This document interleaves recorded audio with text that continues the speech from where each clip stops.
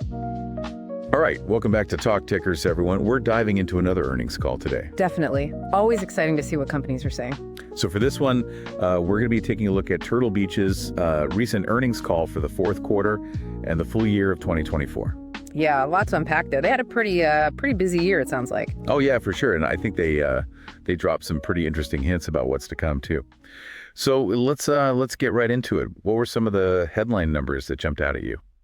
Well, first off, Turtle Beach closed out the fourth quarter with record revenue. They hit $146.1 million. Wow, that's a serious jump. We're talking almost 47% higher compared to the same time last year. Yeah, that's a big leap. And was it just revenue, or did their profits see a boost too? Their profitability was definitely looking up. Adjusted EBITDA also landed at a record high $35.7 million, up significantly from $14 million in the previous year. Nice. So that's a pretty solid sign that things are moving in the right direction. But fourth quarter is just a snapshot, right? What about their performance across the entire year? Well, for the full year 2024, their revenue saw a respectable 6% growth. What's particularly noteworthy is that this growth happened while the overall market for gaming accessories actually dipped a little bit. Oh, that's interesting. So Yeah. they're kind of bucking the trend there. Right. A lot of companies would be happy with just staying flat in a down market. Right, exactly. It shows they're doing something right. And when you look at their adjusted EBITDA for the whole year, it comes in at $56.4 million, way up from just $6.5 million the year before. So, a really big change in their financial picture. Huge. So it definitely seems like they're firing on all cylinders. We also noticed that they bought back a decent chunk of their own shares last year. Yeah. Throughout 2024, Turtle Beach spent almost $28 million buying back shares. They paid an average price of $15.39 per share, which might suggest that they think their stock is undervalued right now. Yeah, it's often seen as a vote of confidence from management when they do that. Okay, so we've established they had a very strong year. Let's dig into some of the factors that drove that performance. One thing that really stands out is their acquisition of PDP. It seemed like a pretty big deal for them. It's a total game changer for Turtle Beach, and it's not as simple as just adding another brand to their portfolio. It goes much deeper. This acquisition broadened their product lineup within gaming accessories. They're not just a headset company anymore. Plus, it expanded their distribution network and brought in a whole team with expertise in new areas that really complement Turtle Beach's existing strengths. It's like adding a player to your team who can cover positions you were weak in before. And importantly, it seems like they've actually successfully integrated PDP into their operations now. Yeah, that's right. The integration's done. It's already contributing to these strong results we're seeing, particularly in that impressive fourth quarter performance. Gotcha. That makes sense. And diversifying beyond just headsets does seem super important in this market. Another thing that caught our eye was that their promotional spending as a percentage of revenue actually decreased. So how are they managing to achieve such strong growth while seemingly pulling back on promotions? Well, the key takeaway here isn't just that they spent less on promotions, it's more that their product lineup was so well received. When you launch successful next-generation products, there's often strong organic demand. People want to buy the latest and greatest stuff without needing huge discounts. Yep, makes sense. So it means they can increase the average selling price of their products and achieve great growth without having to rely so heavily on promotions. It suggests that they're offering real value. And speaking of value, it sounds like the financial benefits they're seeing from the PDP acquisition are even better than they initially expected. Absolutely. They're now projecting that the annual cost savings or synergies from the PDP acquisition will be over $13 million. That's actually higher than their initial estimate of $10 to $12 million. Yeah. It just goes to show how effectively they've integrated the two companies. And those savings can come from various places like streamlining operations, combining supply chains, or just making better use of shared resources. They're getting more bang for their buck, essentially. Okay, let's zoom in on some specific segments of the market. Starting with the U.S. headset market, it looks like Turtle Beach made some impressive gains there. Oh, for sure. In the fourth quarter, their market share in U.S. gaming headsets increased by 270 basis points. Now, to put that into perspective, 100 basis points equals 1%. So that's a significant jump. Oh, yeah, big time. And they specifically called out their new Stealth 700 Gen 3 headset as a key driver of that growth. Absolutely. It seems like customers are really responding well to their latest products, which is always a good sign, right? Right. And it's not all about headsets for them anymore. Their expansion into controllers and gamepads is really eye-catching. Their performance in the U.S. controllers and gamepads category is quite remarkable. In 2024, their revenue in that segment surged by 25%. Now, contrast that with the fact that the overall market for controllers and gamepads only grew by about 2.5%. That's a big difference. They're crushing it in that area. Exactly. They're not just playing in that space, they're dominating it. And they highlighted their Victrix Pro BFG and Turtle Beach Stealth Ultra controllers as being among the top-selling third-party options. It's really interesting to see them successfully branching out like that. What about the music controller segment with their guitar controllers? Well, the Riff Master wireless guitar controllers are still holding the #1 spot in the U.S. market. The enduring popularity of games like Fortnite Festival, which incorporates guitar gameplay, is likely a big factor in that continued success. So they're benefiting from some broader trends in the gaming world. Okay, let's shift gears a bit and talk about their financial health.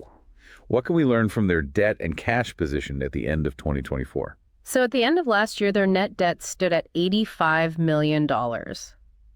That's calculated by taking their $98 million in outstanding debt and subtracting their $13 million in cash. But here's a really important update. They mentioned that they've almost completely paid off their revolving credit line just this week due to strong cash inflows. Okay, so that's a pretty big development. Right. It gives them a lot more financial flexibility moving forward. Makes sense. Their improvement in gross profit margin in the fourth quarter was also pretty significant. Can you elaborate on that a little? Yeah, so their gross margin for Q4 came in at 37%, which translates to a hefty 500 basis point increase compared to the year before. Basically, for every $100 in revenue, they're keeping $5 more in profit after covering the costs of making their products. That's a nice boost. And it's worth noting that this number includes a $3.4 million charge they took because of some inventory that was lost in transit. So if you factor that out, the actual improvement in their profitability is even stronger. Even better than it looks at first glance. It seems like they're also becoming more efficient in managing their operating costs. You're right. Their operating expenses totaled $30.6 million in Q4. That represents 21% of their revenue, which is down from 24% in the previous year. So as they grow, their operating costs aren't increasing at the same rate. So they're scaling up effectively. All right, let's turn our attention to the future. What's Turtle Beach's outlook for 2025? They're projecting revenue to be between $395 million and $405 million for the full year 2025. If you take the midpoint, that's roughly 7% growth. And they're anticipating adjusted EBITDA to fall somewhere between $68 million and $72 million. That would not only be a more than 200 basis point improvement in their adjusted EBITDA margin, but also a very strong 24% increase over 2024. Wow, some serious growth there. They're actually expecting these numbers to set new records for the company, which is pretty exciting. And they mentioned that they expect a bigger chunk of their revenue to come in the second half of the year. Why is that? It all boils down to the timing of some major game and console releases. They specifically mentioned the expected launches of Nintendo Switch 2 and Grand Theft Auto 6 later this year.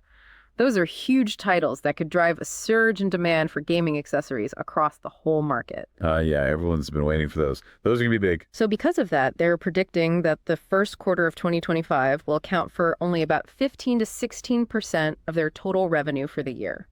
Things will start off a bit slower and then pick up steam as those big releases hit the market. This kind of pattern where the second half of the year is stronger, thanks to major game releases, is actually pretty typical for the industry. They saw the same thing in pre-pandemic years like 2019. This time around, it's just adjusted a bit for current market conditions and a slightly softer first quarter. Makes sense. Tariffs are always a concern for businesses that rely on global supply chains. What did Turtle Beach have to say about the tariff environment? They're definitely keeping a close eye on the tariff situation, and their current financial guidance for 2025 already factors in the expected impact of the tariffs as they stand now.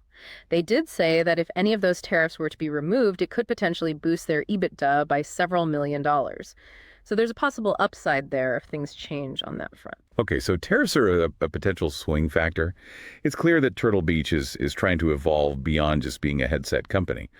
How's that strategy playing out in terms of their revenue mix? Their diversification strategy seemed to be working really well.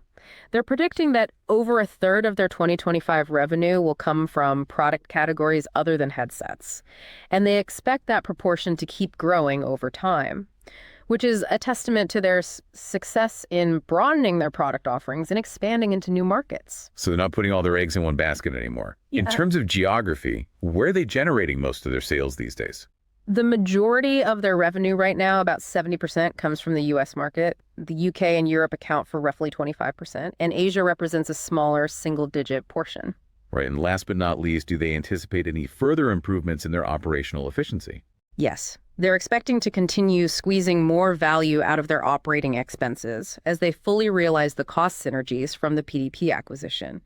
Their aim is to hit that full $13 million in annual savings by the end of 2025, which should further enhance their profitability. So becoming leaner and meaner. All right, so taking a step back, what's a big picture takeaway here for investors or anyone who's interested in the gaming accessories market? I think the main takeaway is that Turtle Beach is on a really strong upward trajectory right now. Their excellent fourth quarter and full year results really show that their strategic moves like the PDP acquisition and their push into new product categories are paying off. And it's not just about revenue growth. They've also made substantial improvements in their profitability and their overall market position. Yeah, they seem to be in a very good spot. Plus, they're anticipating some big tailwinds from major game and console launches in the second half of this year, which paints a pretty optimistic picture for their future. And don't forget about their share buybacks. That signals confidence in their long-term prospects and a commitment to returning value to their shareholders. Yeah, it all adds up to a very positive outlook for the company. Okay, so now for the part of the show where we put on our speculative hats and have some fun with hypothetical scenarios. This is not financial advice. All right, disclaimer out of the way. Let's get wild. So thinking about Turtle Beach's potential surge later this year, driven by the release of those huge new games we were talking about. Here's a kind of out there, but potentially very interesting trade idea. Again, this is purely hypothetical and not investment advice in any way. I'm all ears. Hit me with it. So imagine instead of buying Turtle Beach stock right now, you wait and scale into a long position, specifically during the second and third quarters of this year. The idea being that you'd be capitalizing on the growing anticipation leading up to those releases and then riding the wave of the actual sales boom, which would be reflected in their late 2025 and early 2026 earnings reports. It's a little bit of a gamble, but it could potentially pay off big. It's definitely a bold move, but timing the market is always tricky. Exactly. And the main risk here is that those big games get delayed, or that consumer spending isn't as strong as everyone expects, despite all the hype. Now, for an even more daring trade, you could consider pairing that long position in Turtle Beach with a short position in a competitor that's not as well positioned to benefit from those specific console and game releases. Again, this is just a thought experiment, not financial advice. Right. It's fun to brainstorm, but always do your own research before making any investment decisions. Absolutely. Well, that wraps up our deep dive into the Turtle Beach fourth quarter and full year 2024 earnings call. We covered their record-breaking performance, the impact of the PDP acquisition, their key growth drivers, and their optimistic outlook for 2025. We even tossed around a couple of purely hypothetical trade ideas just for kicks. What are your main takeaways from this deep dive? What questions are still lingering in your mind? We always encourage you to dig deeper and do your own thorough research. Thanks for tuning in to Talk Tickers.